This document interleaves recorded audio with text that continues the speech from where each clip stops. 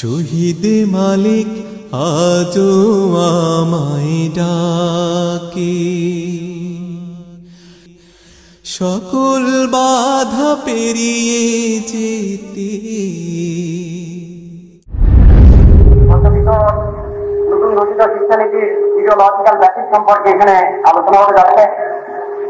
এখানে এই ব্যাসিস সম্পর্কে শিক্ষানীতিতে যেটা বলা হয়েছে যে Pakistan must aim at ideological unity, not at ideological backward. It must impart a unique and integrated system of education which can impart a common set of cultural values based on the precepts of Islam. আমার মনে হয় আজকে যারা এখানে আলোচনা করেছেন তাদের পক্ষ থেকে এমন অনেকগুলো অযৌক্তিক বিষয় অবতারণা করা হয়েছে এই প্রসঙ্গে।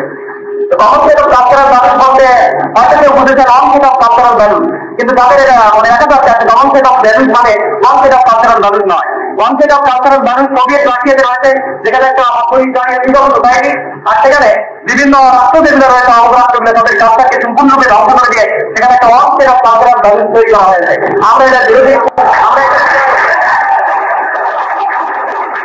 আমরা এখানে চাই common set of cultural values, not one set of cultural values. এরপর পরবর্তী পর্যায়ে আমি আলোচনা করতে চাই যে আসলে শিক্ষার উদ্দেশ্য কি। আমি এখানে অন্য কোনো বিষয়ে আলোচনা করে শুধুমাত্র মহাকবি নির্জনেরই একটা কথা আলোচনা করতে চাই। নির্জন বলেছিলেন যে education is the harmonious development of body mind and soul.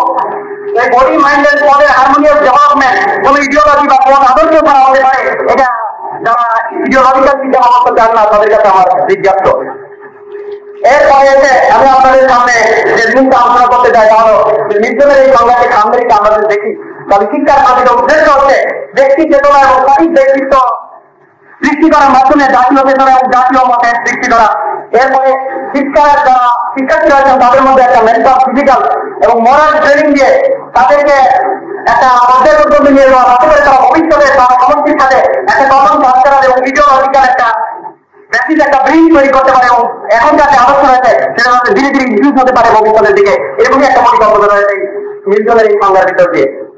এরপরে আমি আপনাদের সাথে আলোচনা করতে চাই ধর্মের শিক্ষা ব্যবস্থার যারা প্রবক্তা তারা পাশ্চাত্যের সমাজের দিকে তাকিয়ে দেখো যে পাশ্চাত্যের সমাজে লিবারাল এডুকেশনের নাম দিয়ে যে শিক্ষা ব্যবস্থা প্রণয়ন করা হয়েছে, সেই শিক্ষা ব্যবস্থায় শিক্ষিত আমেরিকার একজন ফিলোসফার, সোশ্যাল ফিলোসফার এবং এডুকেশনিস্ট নিজে বলেছেন যে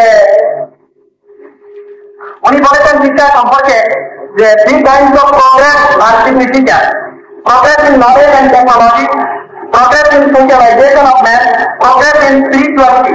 The last is the most important. আর এই ভদ্রলোকের নাম হচ্ছে আলবার্ট স্পিকার। তিনি যে বই লিখেছেন সে বইয়ের নাম হচ্ছে the teaching of reference of life.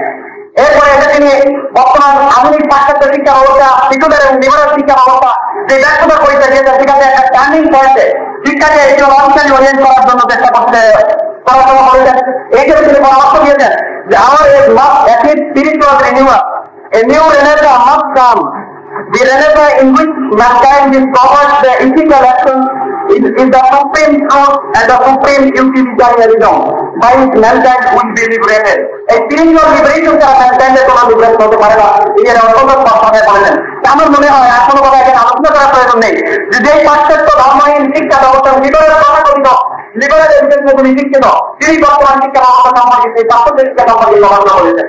তার কথা হচ্ছে যে পাকিস্তানের বুকে 22 বছর যাবৎ পর্যন্ত শিশুদের এবং ধর্মহীন শিক্ষা ব্যবস্থায় ছিল। এই শিক্ষা ব্যবস্থা আমাদের সমাজে এমন কতগুলো ন্যাশনাল ব্রেন চাইল্ড এবং ব্রাউন ইংলিশম্যান তৈরি করেছে যাদের মুখ থেকে আমরা ধর্মহীন শিক্ষা ব্যবস্থার কথা বলছি, কিন্তু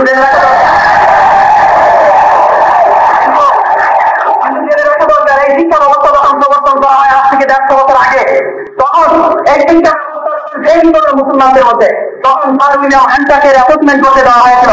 উনি কি কথাগুলো বলেছেন দেখুন, তিনি বলেছেন the truth is that our system of public instruction is opposed to the tradition, unsuited to the requirement and hateful to the religion of Muslims. তো যারা বলেন যে ইসলামিক কি তাদেরকে আমি শুধু এই প্রশ্ন করবো যে আমরা ইসলামিক ইতিহাস একটা পর্যালোচনা করুন, ইসলামিক ইতিহাস দেখে তারপরে বলুন ইসলামিক ইডিওলজি। এটা একটা মানে বিরাট একটা পরিষ্কার ভিত্তিতে রয়েছে, এর মধ্যে কোনো পার্থক্য নেই। আর ইসলামিক ইডিওলজিতে বা ইসলামিক কালচারের ভিত্তিতে সমাজ ও সোসাইটি গড়ে উঠেছিল সেখানে তার স্থানীয় কালচার বা স্থানীয় সংস্কৃতিও সেখানে দাম ছিল এবং তাদেরকেও বিকাশ করার জন্য চেষ্টা করা হয়েছে।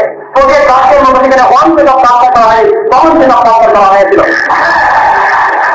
আমার শেষ বক্তব্য আছে যে পাকিস্তান আমরা পেয়েছি যে জন্য সেই উদ্দেশ্য হিসাবে 1938 সালে শেরেবাংলায় ফজলুল্লাহ সাহেব পাঁচটা সমাধান ঘোষণা করেছিলেন যে আমরা পাকিস্তানের মধ্যে একটি ইসলামিক শিক্ষা ব্যবস্থা প্রবর্তন করতে চাই।